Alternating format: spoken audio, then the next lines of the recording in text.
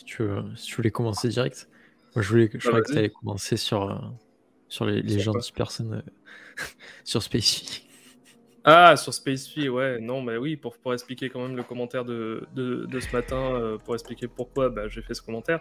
Tout simplement parce que j'ai reçu des commentaires de certaines personnes qui me disaient oui, comment ça se fait, tu dis 700%, déjà c'est pas 700%, on est allé vérifier. Je dis ouais, mais les gars, certes, vous êtes allés vérifier, mais au moment où j'ai fait la vidéo, c'était à 700%. En plus, j'explique bien que forcément, les pourcentages, ils vont varier. Ensuite, on me dit oui, bah, de toute façon, c'est pas tenable, voilà, c'est la preuve que ça marche pas et tout. Bah non, c'est pas la preuve que ça marche pas en fait. C'est juste la preuve que tout évolue et que actuellement, on est en bear. Il y avait une légère remontée au moment où on était rentré dans différents protocoles et il n'y a pas que SpaceFi, il y en a plein d'autres qui sont maintenant au plus bas et ça n'a rien à voir avec le fait que ce soit des gros API. Quand vous arrivez sur le début d'un projet, forcément les API sont très hauts parce que vous êtes early et si le projet dure dans le temps, bah forcément les API vont petit à petit baisser jusqu'à peut-être rester raisonnable, c'est-à-dire rester aux alentours peut-être, enfin j'en sais rien, mais si vous regardez par exemple Osmosis au début, Atom au début, les API étaient bien plus importants. En fait, ce qui compte, c'est la durée dans le temps du projet. Effectivement, il y a des projets sur lesquels vous allez parier qui vont pas durer éternellement, qui vont même pas durer 6-7 mois, d'autres qui vont durer 2-3 ans, mais ça n'a rien à voir avec les API au départ. Si vous regardez, beaucoup de projets avaient des gros API au départ pour attirer du monde, et puis après, bah, ils comptent sur une croissance organique. Bah, t'as tout à fait raison, c'est un peu le problème de faire des vidéos, c'est qu'on scelle un instant T dans le temps. Si tu viens regarder la vidéo bien longtemps après, bah, ce qu'on a dit au jour J, qui était juste quand on le dit, bah, n'est plus juste si tu tombes sur la vidéo 2-3 mois après. C'est ça, ça va trop vite en plus dans la crypto, ça va très très vite. On donne une information, le lendemain, elle est déjà fausse. Elle peut être déjà fausse. Elle peut être Autant des fausse. tutoriels, oui, mais des conseils de Yale dans DeFi, pas du tout, quoi. Ouais, c'est ça. Alors, les conseils globaux, c'est-à-dire les conseils qu'on peut donner tout le temps dans la DeFi, pourquoi pas, oui, faites attention, vérifiez la team, etc. Mais si on donne, par exemple, si on dit ce qu'on fait, parce que c'est pas vraiment des conseils, mais si on dit, par exemple, moi, je suis allé sur SpaceFi, j'ai mis tant, ça veut pas dire que j'y suis toujours. D'ailleurs, on fait, la plupart du temps, on a fait le suivi sur Discord, on fait le suivi en général de ce qu'on fait. Vous pouvez le voir, des fois on marque oui je suis sorti de telle plateforme, oui je suis rentré, oui j'ai remis de l'argent, non j'ai pas remis. Et en général ça je l'explique bien sur le channel General DeFi. Alors je peux pas faire une vidéo à chaque fois parce que si je fais une vidéo à chaque fois bah, ça va faire énormément de vidéos sur tout ce que je fais, mais j'essaye au minimum d'avoir un minimum de suivi.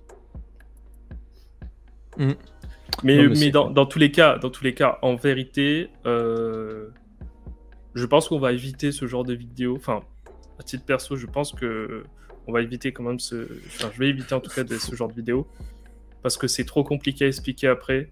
De dire aux gens, bah en fait, au tout début de la vidéo, il faut faire 1 heure de monologue pour leur expliquer voilà ce qu'il faut prendre en compte, voilà ce que vous devez faire, enfin ce que vous pourriez faire, et faites attention parce que ce qu'on dit maintenant n'est pas valable demain. Il vous faut aussi que vous sachiez faire vos propres recherches, pardon. Non, non, c'est vrai. Ou mettre des gros disclaimers partout, mais oui. Moi, mettre des Ouais, mais bon, mentions c'est comme... nul. Au bout d'un moment, c'est bon. Enfin, c'est bien de mettre des disclaimers partout, mais tu sais, au bout d'un moment, ça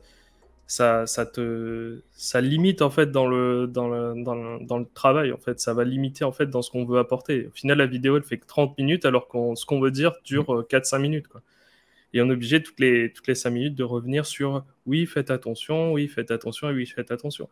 Moi, en général, le truc, c'est que moi, quand je perds de Bah, l'argent, c'est ça, ouais. je me plains à personne. Je vais pas me plaindre auprès de quelqu'un d'autre en disant ouais, c'est de ta faute et tout. Bah non, c'est ma responsabilité. Et je suis conscient de ce que je fais. Ça veut pas dire que j'ai toujours raison dans mes investissements, au contraire, parce que je peux perdre aussi de l'argent. Mais il faut se responsabiliser aussi. Après, c'est ça qui est compliqué, c'est qu'à la fin, bah, tu te retrouves sur des chaînes YouTube. Enfin, soit tu vas proposer que des gros trucs que tout le monde connaît déjà, soit tu proposes des trucs un peu plus risqués, mais dans ce cas-là, si ça se passe bien, c'est banco. Si ça se passe mal, ça te retombe dessus, tu vois. Après, il faut dire que dans les trucs risqués petits, t'as tellement d'abus. Tu peux tellement facilement faire d'abus à promouvoir des choses où toi, tu n'y crois pas vraiment, mais tu es payé, tu ne sais pas. C'est difficile de faire la part des choses et je comprends que les gens veulent que du lisse et après mais du coup, après, c'est les mecs qui font des groupes payants sur des Discord, sur des Telegram, qui se partagent ces trucs comme ça avec des abonnements. Ouais, Et voilà. t'as des centaines de Discord où tu dois payer 250-300 € par mois pour avoir accès à du contenu comme ça. C'est c'est pas possible, quoi. Enfin, c'est du business, quoi. Ouais, c'est sûr, mais parce que Enfin, le mec, il va pas, ça paraît logique. Le mec il va pas présenter un projet tel que SpaceFi, il va pas présenter des projets comme je l'avais pas présenté, mais comme c'était le cas un moment sur Comdex, puis après, comme c'était le cas aussi sur Velocimeter, etc. On va pas présenter ce genre de projet si derrière on n'en retire pas quelque chose directement, parce qu'en fait, c'est carrément se tirer une balle dans le pied. C'est tu te dis, bon, bah, je présente ces projets, moi j'y vais, j'en parle aux autres parce que je pense que ça peut être intéressant, parce que c'est intéressant pour moi, donc peut-être que ça peut être intéressant pour les autres. Le truc, c'est que tu n'as aucun intérêt, en fait, tu prends beaucoup de risques pour zéro gain à la fin. Parce que ceux qui me disent, ouais, mais tu apportes de la liquidité avec ta communauté, mais qu'est-ce que j'apporte comme liquidité? Il y a déjà 200, 300 000 euros, c'est pas avec vos 2000, 3000 euros que vous allez faire exploser la liquidité sur le pool. Malheureusement, j'ai pas une si grosse communauté que ça pour avoir une influence sur un pool de liquidité. ah, mais même si en Heureusement France, d'ailleurs. mine de rien, en France, je me souviens des vidéos sur Mars où on était les mieux référencés sur YouTube ou quoi, les youtubeurs français ou quoi. Tellement qu'on faisait des trucs de niche au tout début. Enfin bref. Ouais, c'est vrai. Sur les trucs basiques, oui, c'est vrai. Enfin, sur des trucs, sur les trucs extrêmement précis, là, ouais, on peut vraiment se différencier des autres, mais sur les trucs basiques, si on commence à parler d'Ethereum et tout, ça va intéresser personne. C'est des vidéos que les gens ont déjà vues des centaines de fois. Au début, on avait une niche, on avait une petite niche sur Atom, puis tout le monde est venu après sur cette niche. On a une niche, c'est vrai, hein, au début, on a été les seuls sur Atom, puis après, tout le monde a fait Atom. On a parlé d'Osmosis, après tout le monde a parlé d'Osmosis. Enfin, ça, c'était au tout début, dans l'ordre chronologique. D'abord, c'était Osmosis, puis après Atom. Maintenant, on va parler de Solana. Tant quand Solana va fonctionner, tout le monde va se mettre à parler de Solana, tu vois. C'est ça. Ben encore, c'est les suprémacistes Bitcoin qui vont être contents, qui vont encore dire. Bah, faire la morale. C'est ça. Suprématistes ou maximalistes, comme vous voulez, appelez-les comme vous voulez, mais c'est toujours les mêmes qui vont arriver et qui vont dire, moi, je vous l'avais dit, il n'y a que Bitcoin de vrai, le reste, c'est de la merde.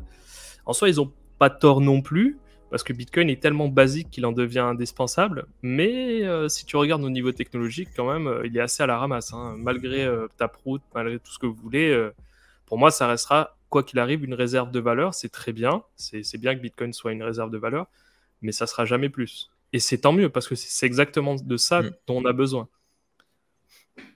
T'es pas bullish sur les NFT sur Bitcoin?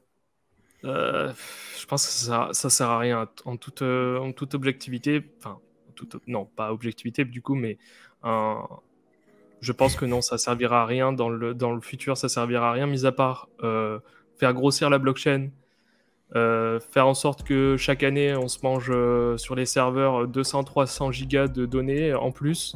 Je pense que ça sert pas à plus que ça, tu vois. Si encore ça ne posait pas un problème au niveau de la data, au niveau des disques durs qui vont sans cesse devoir télécharger la blockchain qui va être de plus en plus grosse à cause de ces BRC20 là. S'il n'y avait pas ce problème, je dirais ok, vas-y, pourquoi pas, s'ils veulent s'amuser à faire des NFC, pourquoi pas. Mais là, ça pose un véritable problème. Et sur le long terme, c'est pas viable. On va se retrouver avec une blockchain dans peut-être 20 ans qui fera 20 Tera, 30 Tera, tu vois. Enfin, j'exagère, j'en sais rien, mais ce que je veux dire, c'est que c'est pas viable. Pas sur Bitcoin. Si tu veux une blockchain, la blockchain pour les NFT, pour moi, c'est Solana. Point barre. En soi, c'est les seuls vrais NFT qui sont sur Bitcoin avec les ordinals. Oui. C'est quand même... Oui, bien sûr. Les fragments, là, les artefacts, là, ce qu'ils appellent. Ouais, les ordinals, mais... C'est ça. Parce que c'est le vrai où tout est on-chain. C'est ça. Mais est-ce qu'on a vraiment besoin que tout soit on-chain? Bah ça c'est ce que je pense que non. C'est pour ça que je suis pas contre Solana et que je suis pas le maximaliste de tout on-chain parce que tu n'en as pas besoin en fait. Au contraire, ça peut même être un handicap. Sur des choses vraiment intéressantes, oui, mais sur le reste...